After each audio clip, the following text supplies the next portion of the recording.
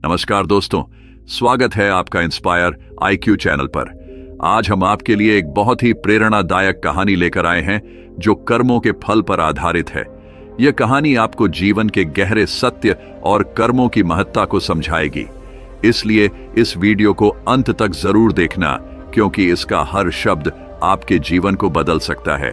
अगर आपको हमारी कहानियां पसंद आती हैं तो चैनल को सब्सक्राइब करना न भूलें और इस वीडियो को अपने दोस्तों के साथ जरूर शेयर करें। चलिए बिना किसी देरी के शुरू करते हैं आज की ज्ञानवर्धक कहानी। दोस्तों, किसी गांव में एक रामू नाम का किसान रहा करता था। उस किसान के दो पुत्र थे।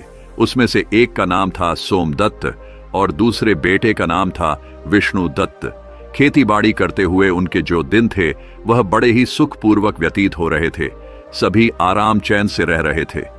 एक दिन की बात है कि वह बूढ़ा किसान बहुत ज्यादा बीमार पड़ जाता है और उसने अपने दोनों बेटों को अपने पास बुलाया और उनसे कहा कि मेरे बच्चों, अब शायद मेरा अंतिम समय आ गया है।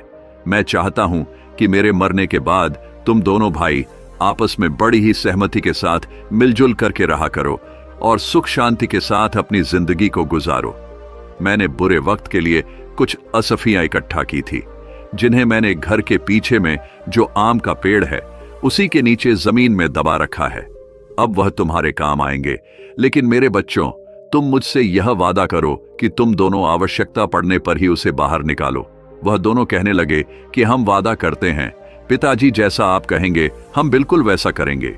इतना कहते ही बूढ़े किसान ने अपने प्राणों को त्याग दिया। धीरे धीरे समय व्यतीत होता गया। थोड़े समय के बाद ही उस बूढ़े किसान का अंतिम संस्कार कर दिया गया, लेकिन बड़े भाई विष्णुदत्त को अपने पिताजी के मरने का जरा भी दुख नहीं था। उसकी आंखों के सामने तो सिर्फ असफियां ही घूम रही थी। उस रात को विष्णुदत्त को नींद नहीं आ रही थी। वह बार बार करवट बदल रहा था। आधी रात के बाद सुबह होने से पहले ही वह उठ करके बैठ गया। विचार करने लगा अपने मन में और सोचने लगा कि सोमदत्त से उठने से पहले मुझे अपना काम पूरा कर लेना चाहिए, वरना फिर कभी ऐसा मौका दोबारा नहीं मिलेगा। यही सोच करके उसने अपनी कुदाल उठाई और घर के पीछे उसी पेड़ के पास जाकर के पहुंच गए, जहां पर उसके पिताजी ने अशरफियों को जमीन में गाड़ रखा था। कुछ ही क्षणों में उसने जमीन को खोद करके वहां से अशरफों को बाहर निकाल लिया। अशरफों को देख करके वह बहुत खुश हुआ। कहने लगा, वाह, इतनी सारी अशरफ, अब लगता है मुझे जिंदगी में कभी भी किसी चीज की कमी नहीं रहेगी। उसने तुरंत ही वह सरफिन का घड़ा उठाया और दूसरे पेड़ के नीचे जाकर के जमीन के नीचे गाड़ दिया और फिर आराम से घर में पहुंच करके अपने उसी स्थान पर जाकर के दोबारा लेट गया। जब सुबह हुई तो छोटा भाई सोमदत्त अपने बड़े भाई विष्णुदत्त को जोर जोर से आवाज लगा करके उठा रहा था। कह रहा था, बड़े भैया जल्दी उठो, गजब हो गया, हमारे घर के पीछे आम के पेड़ के नीचे जमीन खुदी हुई पड़ी है भैया, वहां से सारी असरफैया भी गायब है। मुझे लगता है कि कोई चोर हमारी सारी असरफै की चोरी करके भाग गया है। विष्णुदत्त कहने लगा कि क्या बोल रहा है मूर्ख, चल मैं देखता हूं। जब दोनों भाई उस जगह पर पहुंचे तो सच में ही वह जमीन खुदी हुई पड़ी थी। छोटे भाई सोमदत्त ने कहा कि अब क्या करें भैया, मेरे विचार से हमें पहले थाने में जाकर के सूचना देनी चाहिए। विष्णुदत्त कहने लगा, ठहरो, सोमदत्त, जाने की कोई जरूरत नहीं है। सोमदत्त कहने लगा, लेकिन क्यों भैया? विष्णुदत्त ने कहा, मैं अच्छी तरह से जानता हूं कि चोर कौन है जिसने दबी हुई अरसफियों को बाहर निकाला है। सोमदत्त चौंक गया और पूछने लगा कि भैया, क्या आप जानते हो कि वह कौन है? विष्णुदत्त कहने लगा कि तुम जानना चाहते हो तो सुनो कि वह चोर तुम ही हो। यह सुनकर के सोमदत्त कहने लगा, भैया यह आप क्या कह रहे हो? नहीं भैया, मैंने कोई चोरी नहीं की है। विष्णुदत्त कहने लगा, फालतू बोलो मत, तुम्हारे और मेरे अलावा इन असरफयोल ये बात साफ है कि तुम अकेले ही सारी अरसफियां हड़पना चाहते हो। सोमदत्त ने यह सुनकर के कहा कि आप ऐसा मत कहो भैया, मैं सच कहता हूं कि मैंने कोई असरफ नहीं चुराई है, मैं कुछ नहीं जानता। विष्णुदत्त कहने लगा कि तो तुम मुझे वह असरफिया लौटा दो, नहीं तो तुम इस घर का दरवाजे अपने लिए हमेशा हमेशा के लिए बंद समझो। सोमदत्त उदास होकर के बोला, ठीक है भैया, यदि आपको मेरी बात पर विश्वास नहीं है तो मैं यह घर ही क्या इस गांव को छोड़ करके चला जाऊंगा। सोमदत्त दुखी मन से तुरंत ही वहां से निकल पड़ा। वह सोचने लगा कि सच्चाई जाने बिना ही बड़े भैया ने मेरे साथ ऐसा सलूक क्यों किया। अब बदनाम होने से अच्छा है कि मैं यह गांव छोड़ करके ही चला जाऊं। जब घर पर बैठा विष्णुदत्त बड़े आराम से यही विचार कर रहा था कि वाह, कितनी आसानी से यह कांटा अपने आप ही निकल गया। अब सारी अरसफिया सिर्फ मेरी है, मेरे अलावा और किसी को इसमें बांटवारा नहीं करना पड़ेगा। दूसरी तरफ वहां जो उसका छोटा भाई था सोमदत्त बड़े ही दुखी मन से वहां से चलता ही जा रहा था। चलते चलते उसके मन में कई तरह के विचार उत्पन्न हो रहे थे। उसके मन में एक विचार आया कि कहीं भैया ने सारा धन हटाने के लिए ही कोई चाल तो नहीं चली है। वह अपने विचारों में खोया हुआ लगातार चलता ही जा रहा था कि तभी वह एक बड़ी सी चट्टान के ऊपर जाकर के बैठ गए। अब रात हो चुकी थी और चारों ओर घना अंधेरा छाया हुआ था। उलझन में पड़ा सोमदत्त सारी बातें सोच ही रहा था कि तभी उसके कानों में कुछ आवाज आई, या 2000 तुम्हारे और 2000 मेरे। वह सोचने लगा कि कैसी आवाज है। सच्चाई जानने के लिए सोमदत्त नीचे की ओर झुका। उसने देखा कि 2 आदमी वहां पर थे जो बैठे हुए थे और वे दोनों आपस में किसी तरह के धन का बंटवारा कर रहे थे। सोमदत्त को यह समझने में बिल्कुल भी देरी ना लगी कि यह दोनों चोर हैं और यह दोनों चोरी का माल आपस में बंटवारा कर रहे हैं।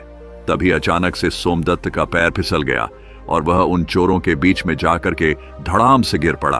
अंधेरा होने के कारण चोरों को कुछ भी दिखाई नहीं दिया और वह डर के मारे भागने लगे और कहने लगे कि भागो भागो भाई, यहां से लगता है कि यह राजा का कोई गुप्तचर या फिर उनका कोई सिपाही है जो हम सभी लोगों को पीछा कर रहा था। भागो। चोर कहने लगा कि हाँ भाई, तुम ठीक कहते हो, चलो भागो यहां से। चोर अपना चोरी का माल जो भी चोरी करके लाए थे, डर के मारे वह सब छोड़ करके वहां से भाग गए। जब सोमदत्त की नजर उस धन पर पड़ी तो वह मन ही मन बहुत प्रसन्न हुआ, लेकिन तभी उसके मन में एक दूसरा विचार आया कि अश्व मुद्राएं चोरी की हैं, इन्हें साथ में ले जाना बिल्कुल ठीक नहीं होगा, इसलिए इनको यहीं पर गाड़ देता हूं और जरूरत पड़ने पर मैं इनको ले जाऊंगा। यही विचार करके सोमदत्त ने वह सारी मुद्राएं एक पेड़ के नीचे गाड़ दी और रात भर वहीं पर रहा। सुबह अपने रास्ते पर चलने लगा। दोपहर होते होते वह एक जंगल से गुजरा, तभी कुछ लुटेरों ने उसको घेर लिया और लुटेरों का सरदार उससे कहने लगा कि खबरदार, जो कुछ भी तुम्हारे पास है वह निकाल करके हमको दे दो, नहीं तो हम तुम्हें जान से मार देंगे। सोमदत्त लुटेरों की बात को सुन करके कहने लगा कि भाइयों, मैं तो खुद ही एक मुसीबत में हूं और मेरे पास धन भला कहां से आएगा। लुटेरों का सरदार कहने लगा, यह झूठ बोल रहा है, इसकी तलाशी लो। तलाशी लेने के बाद जब सोमदत्त के पास वास्तव में उन्हें कोई भी वस्तु प्राप्त नहीं हुई तो सरदार क्रोध से चिल्ला उठा और कहने लगा, कोई बात नहीं है, अगर इसके पास पैसे नहीं है तो भी यह हमारे काम आएगा, इसे अपने अड्डे पर ले चलो, देवी मां को इसकी बलि चढ़ाई जाएगी। यह बात सुनते ही सोमदत्त के होश उड़ गए। सोचने लगा, एक तरफ मैं मुसीबत का मारा था और कहां जाकर के इन डाकुओं के चंगुल में पड़ गया उससे, और बड़ी मुसीबत का सामना करना पड़ रहा था। तभी डाकू सोमदत्त को उठा करके अपने अड्डे पर ले गए, परंतु उनके अड्डे तक पहुंचते पहुंचते सोमदत्त को एक उपाय समझ आ गया। अड्डे पर पहुंचने के बाद उसने डाकुओं के सरदार से कहा, अगर तुम मुझे अपने दल में शामिल कर लेने का वादा करो तो मैं तुम्हें 4000 स्वर्ण मुद्राओं का पता बता सकता हूं। इतना सुन करके वह जो लुटेरों का सरदार था कहने लगा, 4000 मुद्राएं, यदि तुम वास्तव में सच कहते हो तो हमें शर्त मंजूर है, जल्दी से हमें उन मुद्राओं का पता बताओ। सोमदत्त कहने लगा कि देखो भाई, अभी तो रात होने वाली, इस समय वहां पर जाना बिल्कुल भी ठीक नहीं है, कल सुबह होते ही मैं तुम लोगों को वहां पर लेकर के चलूंगा। लुटेरों का सरदार कहने लगा, ठीक है, लेकिन खबरदार, हमारे साथ कोई भी चालाकी करने की कोशिश बिल्कुल मत करना, वरना तुम जानते हो कि इसका क्या परिणाम होगा। तुम्हारे साथ जो भी होगा वह तुमसे बर्दाश्त नहीं होगा, इसलिए सोच समझ करके मुझसे कोई बात करना। सोमदत्त बोला, निश्चिंत रहो सरदार, मैं तुमसे कोई भी धोखा नहीं करने वाला। अगली सुबह होती है, सोमदत्त उन चोरों को उसी जगह पर लेकर के पहुंच जाता है जहां पर उसने वह सोने की मुद्राएं जमीन में दबाई हुई थी। सरदार के आदेश पर तुरंत ही उसके आदमियों ने उस जगह को खोदा और शीघ्र वह स्वर्ण मुद्राएं उसके सामने थीं। स्वर्ण मुद्राओं को देख करके वह सभी जो सरदार के आदमी थे, डाकू थे, वह बहुत प्रसन्न हो जाते हैं। मुद्राओं को अपनी थैली में भर करके अपने अड्डे की ओर चल पड़े। परंतु सोमदत्त के दिमाग में अभी भी कोई दूसरी योजना चल रही थी। वह विचार कर रहा था कि यह स्वर्ण मुद्राएं एक तरह से तो मेरे काम में ही आई, लेकिन मैं जल्दी ही इनकी मौत का कारण बन जाऊंगा। इस घटना के बाद सोमदत्त उन लुटेरों के गिरोह के साथ ही रहने लगा और वह लुटेरों का सरदार का सबसे विश्वास पात्र व्यक्ति बन चुका था। कुछ समय के बाद सोमदत्त ने उन लुटेरों के सरदार से कहा कि सरदार, मैं 1 हफ्ते के लिए अपने घर को जाना चाहता हूं। यदि आपकी इजाजत मिल जाए तो मैं अपनी बूढ़े मां को, जो इस समय बीमार है, एक बार उनसे मिलना चाहता हूं। सरदार सोमदत्त की योजना से बिल्कुल भी अनभिज्ञ था, किसी तरह से अनजान था। वह सोमदत्त को अपना सबसे विश्वास योग्य आदमी मानता था। वह जानता था कि सोमदत्त उसका सबसे भरोसे का आदमी है। वह कभी भी उसके साथ किसी तरह का कोई धोखा नहीं कर सकता है। उस डाकू ने जब सोमदत्त की बात सुनी तो उसने सोमदत्त को 1 सप्ताह के लिए अपने घर जाने की इजाजत दे दी। सोमदत्त अपने घर जाने के लिए रवाना तो हुआ, परंतु वह अपने घर जाने के बजाय राजा के महल की तरफ चला गया। उधर राजमहल में महाराज पहले ही उस डाकू के आतंक से बहुत परेशान थे। वह अपने महामंत्री से कह रहे थे कि मंत्री जी, आखिर वह डाकू कब पकड़ा जाएगा? पूरा देश उसके आतंक से परेशान हो रहा है। मंत्री जी महाराज की बात को सुनकर के कहने लगे कि मैं अपनी तरफ से महाराज पूरी कोशिश कर रहा हूं। वह आतंकी जल्दी ही आपको कारागार नजर आएगा और उसको उसके की सजा जरूर मिलेगी। उसी समय वहां पर एक पहरेदार आया और कहने लगा कि महाराज की जय हो महाराज, एक व्यक्ति आपसे डाकू जगीरा के बारे में मिलना चाहता है। वह कहता है कि मैं उसके बारे में सब कुछ जानता हूं। उसकी बात को सुन करके महाराज कहने लगे कि अच्छा, उसे तुरंत यहां पर लेकर के चले आओ। कुछ समय के बाद ही सोमदत्त को राजा के सामने लेकर के पहुंच गया। सोमदत्त राजा से कहने लगा कि महाराज को मेरा प्रणाम है, मेरा नाम महाराज सोमदत्त है। राजा कहने लगा, कहो नौजवान, तुम जगीरा के बारे में क्या जानते हो? उसके बारे में तुम्हें जो भी जानकारी है वह सब कुछ मुझे बता दो। सोमदत्त कहने लगा कि महाराज, मुझे क्षमा करो, मैं आपसे एकांत में इस बात को करना चाहता हूं। मंत्री ने कहा कि दुष्ट, क्या तुम जानते नहीं, यहां राजा के सम्मानित और विश्वास पात्र व्यक्ति मौजूद है। जो कहना चाहते हो तुम सबके सामने ही कहो। राजा कहने लगा, ठहरिए महामंत्री जी, यदि यह हमसे एकांत में बात करना चाहता है तो हम इससे एकांत में ही बात करेंगे। आप लोग यहां से चले जाइए, बिल्कुल एकांत छोड़ दीजिए मुझको। उसके बाद सोमदत्त ने राजा को अकेले में पूरा किस्सा कह करके सुना दिया और आगे कहने लगा कि महाराज, इस तरह से मैं उस डाकू का विश्वसनीय आदमी बन चुका हूं। पूरी घटना के बारे में उस आदमी ने महाराज को बता दिया और अब मैंने उसे अपने जाल में फंसा लिया है। सोमदत्त ने कहा, महाराज से अब बस उसे और उसके साथियों को पकड़ने के लिए मुझे आपकी सहायता की जरूरत है। उसकी बात को सुन करके राजा कहने लगा, बहुत खूब नौजवान, तुम्हारी चतुराई और साहस से मैं बहुत प्रसन्न हूं। उन भयानक डाकुओं को पकड़ने के लिए जो भी सहयोग चाहिए वह मुझसे तुम बेझिझक हो करके कह सकते हो। मैं करने को तैयार हूं, कहो क्या करना होगा। सोमदत्त कहने लगा कि महाराज, परसों रात को आप कम से कम हमारे साथ में 1000 सिपाहियों को मेरे साथ भेज दे। मैं उन सभी को उन डाकुओं के अड्डे पर ले जाऊंगा जहां पर वह सैनिक उन डाकुओं पर आक्रमण कर देंगे और उन डाकुओं को गिरफ्तार कर लिया जाएगा। राजा कहने लगा, बिल्कुल ठीक है नौजवान, तुम्हारी सलाह बिल्कुल उचित है, मैं इसे मानने के लिए तैयार हूं। तो तय रहा कि हम परसों रात को हमारे सैनिकों को तुम्हारे साथ भेजेंगे, तब तक कि तुम यही राजमहल में हमारे शाही मेहमान बन करके रहो। उसके 2 दिन के बाद सोमदत्त अपनी योजना के अनुसार सैनिकों को लेकर के डाकुओं के अड्डे पर पहुंच गया। सैनिकों की टुकड़ ने उन डाकुओं पर आक्रमण कर दिया। कुछ ही समय में सैनिक ने उन डाकुओं को गिरफ्तार कर लिया और उनमें से कुछ डाकू मारे भी गए और जो बचे हुए थे उनको महाराज के सामने पेश कर दिया गया। वहां पर सोमदत्त को देख करके डाकुओं का सरदार जो था वह मन ही मन सोचने लगा, उसने कितना बड़ा धोखा किया। मैंने इस व्यक्ति पर विश्वास किया और इसने मेरे साथ विश्वासघात किया। इस सोमदत्त ने हमें कहीं का नहीं छोड़ा। अगले दिन दरबार में सभी दरबारियों और मंत्रियों से विचार विमर्श करने के बाद राजा जो था उसने सभी डाकुओं को एक ही सजा सुना दी। इन सभी खूनी दरिंदों को हम सजाए मौत देते हैं क्योंकि इन्होंने किसी के साथ कोई रियायत नहीं की है, इसलिए इनको जीने का कोई अधिकार नहीं है। सैनिकों, अब तुम इन्हें ले जाओ और अगली अमावस के दिन इन्हें फांसी पर लटका देना। इसके बाद वह राजा था। उसने कहा कि सोमदत्त, तुम्हारी बहादुरी से हम बहुत प्रसन्न हैं। आज से हम तुम्हें अपना सेनापति नियुक्त करते हैं। सोमदत्त ने यह सुनकर के कहा कि आपका धन्यवाद महाराज, जो आपने मुझे देश की सेवा करने के योग्य समझा। उधर दूसरी तरफ सोमदत्त का जो बड़ा भाई था अपने पिता की मेहनत की कमाई को बुरे कामों में बर्बाद कर रहा था, क्योंकि वह उसकी खुद की कमाई नहीं थी और वह बेईमानी करके उस धन को प्राप्त किया था।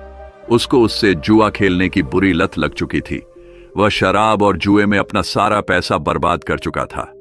उसकी हालत इतनी दयनीय हो चुकी थी कि उसके पास खाने के लिए अन्न तक भी नहीं था।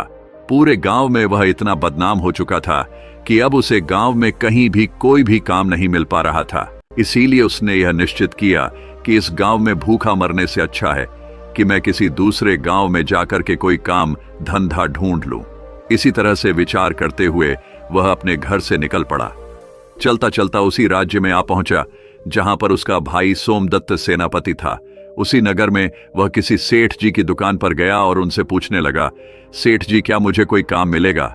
सेठ ने उसकी बात सुनक के कहा, अरे भाई, तुम तो से ही चोर उचके लगते हो, तुम्हें भला कोई क्या काम देगा? इसलिए मुझे माफ करो भाई और यहां से चले जाओ। विष्णुदत्त सोचने लगा, ईमानदारी से शायद मुझे यहां पर कोई काम मिलने वाला नहीं है।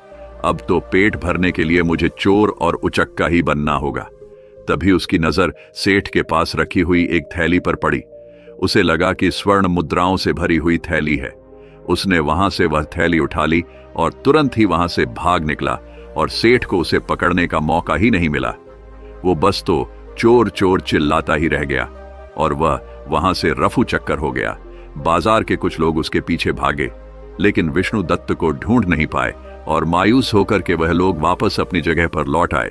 इधर सेनापति बन चुका सोमदत्त अपना काम बड़ी ही ईमानदारी से कर रहा था। एक दिन की बात है, महाराज ने सोमदत्त को बुलाया और कहा, सोमदत्त, तुम एक बहुत ही बहादुर, बुद्धिमान और नेक आदमी हो। मैं चाहता हूं कि मेरी बेटी के साथ तुम विवाह कर लो। कहो, इस पर तुम क्या चाहते हो? यदि तुम्हारी इच्छा हो तो मैं चाहता हूं कि मैं अपनी बेटी का विवाह तुम्हारे साथ कर दूं। सोमदत्त ने कहा कि महाराज, यदि आपकी यही इच्छा है तो मैं इनकार नहीं कर सकता। मुझे यह विवाह स्वीकार है। कुछ ही दिनों में शुभ मुहूर्त को देखकर कि राजा की बेटी और सोमदत्त का विवाह कर दिया गया। विवाह को अभी कुछ दिन ही व्यतीत हुए थे और महाराज ने सोमदत्त को कहा कि बेटा सोमदत्त, अब हम हो चुके हैं और इसलिए हम चाहते हैं कि अब राज्य की जो बागडोर है वह तुम संभाल लो। अगले ही दिन सोमदत्त का राज्य तिलक कर दिया गया। महाराज तीर्थ यात्रा को निकल चुके थे। इस तरह से कुछ महीने व्यतीत होते हैं और उसके बाद जो सबसे बड़ी समस्या सोमदत्त के सामने आई वह थी विष्णुदत्त चोर की, जो उसी का सगा भाई विष्णुदत्त था और वह अब तक का नामी और खतरनाक चोर बन चुका था। सैनिकों ने काफी प्रयास किया लेकिन वह उसे पकड़ न सके। चोर उसी जंगल में एक पेड़ के खोर में रहा करता था। एक रात वह बैठा सोच रहा था कि कोई ऐसी तरकीब लगाई जाए कि मुझे बार बार चोरी करने की जरूरत ना पड़े। एक बार में इतना माल उड़ा लिया जाए कि भविष्य में दोबारा चोरी नहीं करनी पड़े।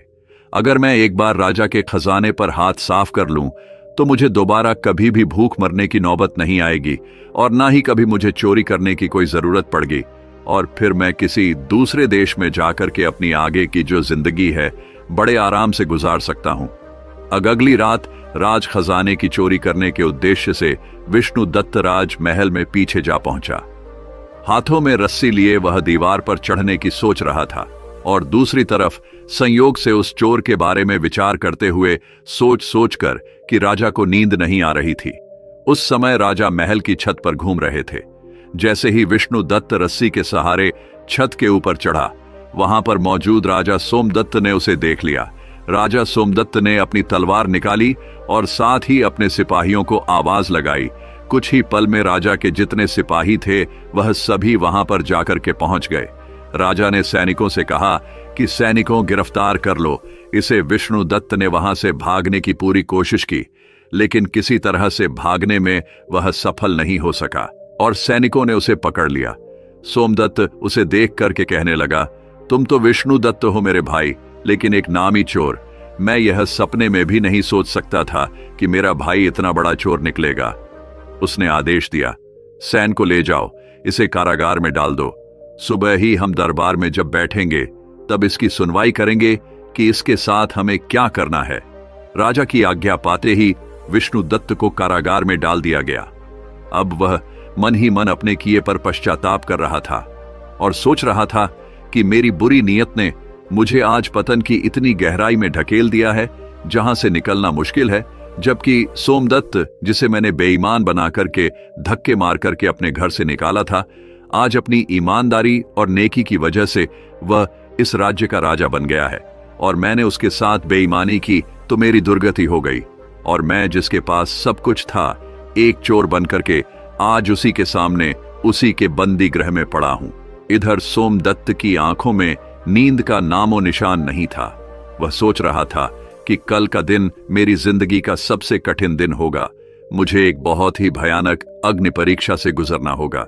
क्या इस परीक्षा में मैं कामयाब हो पाऊंगा? मुझे भी समझ में नहीं आ रहा है। काश महाराज ने मुझे राजपाट ना सौंपा होता तो कितना खुश होता। अपने भाई को अपने ही हाथों से मुझे सजा नहीं देनी पड़ती। अगले दिन दरबार में चोर विष्णुदत्त को पेश किया जाता है। महाराज ने उससे कहा कि विष्णुदत्त, तुम्हारे ऊपर लगाए गए चोरी के सारे इल्जाम प्रमाणित हो चुके हैं। क्या तुम्हें अपनी सफाई में कुछ कहना है? विष्णुदत्त ने कहा कि बस इतना ही कहना चाहता हूं महाराज कि मुझ जैसे नीच और शैतान आदमी को आप इतनी कठोर से कठोर सजा दे कि भविष्य में चाह करके भी कोई चोरी न कर सके और किसी के साथ कोई बेईमानी न कर सके। सोमदत्त ने कहा, ठीक है, हम तुम्हें ही सजा देंगे। सैनिकों, ले जाओ इस चोर को और इसका एक हाथ और एक पैर काट दिया जाए और इसके बाद इसे देश की सीमा से बाहर निकाल दिया जाए। सोमदत्त का यह इंसाफ देखकर कि उसकी प्रजा और उसके मंत्री सब उसकी जय जयकार करने लगे। राजा की आज्ञा का पालन किया गया और चोर विष्णुदत्त का एक हाथ और एक पैर काट करके उसे राज्य की सीमा से बाहर निकाल दिया गया। जब वह देश छोड़ करके जा रहा था तो तभी उसके सामने राजा सोमदत्त पहुंच गए। सोमदत्त को देख करके विष्णुदत्त बोला, महाराज, आप कैसे यहां पर आ गए? काश आपने मेरा एक हाथ और एक पैर काटने के बजाय मुझे मौत की सजा दे दी होती तो बड़ा अच्छा होता। यदि आप ऐसा करते तो आपने मुझे तड़प तड़प कर मरने के लिए छोड़ दिया। मैं इस दुनिया में क्या करूंगा? सोमदत्त ने कहा, उस समय तो मैं एक राजा था, परंतु अब मैं आपके सामने राजा सोमदत्त नहीं बल्कि आपका छोटा भाई सोमदत्त खड़ा है। एक राजा होकर के मैंने एक चोर को सजा देकर के अपने राज धर्म का पालन किया था और अब एक भाई अपने भाई से अपने धर्म और कर्तव्य का पालन करने के लिए आया है। विष्णुदत्त ने कहा, मैं कुछ समझा नहीं। सोमदत्त कहने लगा, भैया, मैं जानता हूं कि एक हाथ और एक पैर कटने की वजह से आप कभी भी कोई काम अपने जीवन में नहीं कर पाएंगे और इसके लिए मैं आपको कुछ धन देकर के जाऊंगा। इस थैले में कुछ स्वर्ण मुद्राएं हैं, इन्हें आप ले लीजिए, जो कि मेरी मेहनत की कमाई हुई है। मुझे विश्वास है कि इस मेहनत के धन के साथ आप किसी दूसरे देश की सीमा में अपना जीवन बड़े ही आराम से व्यतीत कर सकते हैं। लेकिन भैया, आप इनकार मत करना, नहीं तो कभी भी मैं अपने आप को माफ नहीं कर पाऊंगा। इतना सुनक के विष्णुदत्त कहने लगा कि तुम कितने महान हो सोमदत्त। ईश्वर हमेशा तुम्हें इसी तरह से खुश रखे, प्रसन्न रखे। फिर दोनों आपस में गले मिलकर के एक दूसरे को बड़े भारी मन से विदाई करते हैं। बड़ा भाई छोटे भाई से कहने लगा, मेरी ईश्वर से यही प्रार्थना है कि मुझे हर जन्म में तुम्हारे जैसा ही भाई मिले। और दोनों भाई अपनी अपनी राह पर इस तरह से वापस चले गए और उसके बाद उस देश में विष्णुदत्त को दोबारा किसी भी अव्व ने नहीं देखा और राजा सोमदत्त को अपनी प्रजा का पालन करते हुए सुखमय जीवन व्यतीत करने लगे। दोस्तों, यह कहानी आपको कैसी लगी है? आशा करता हूं कि यह कहानी आपको अच्छी लगी होगी। चैनल इंस्पायर IQ को सब्सक्राइब जरूर करें। धन्यवाद।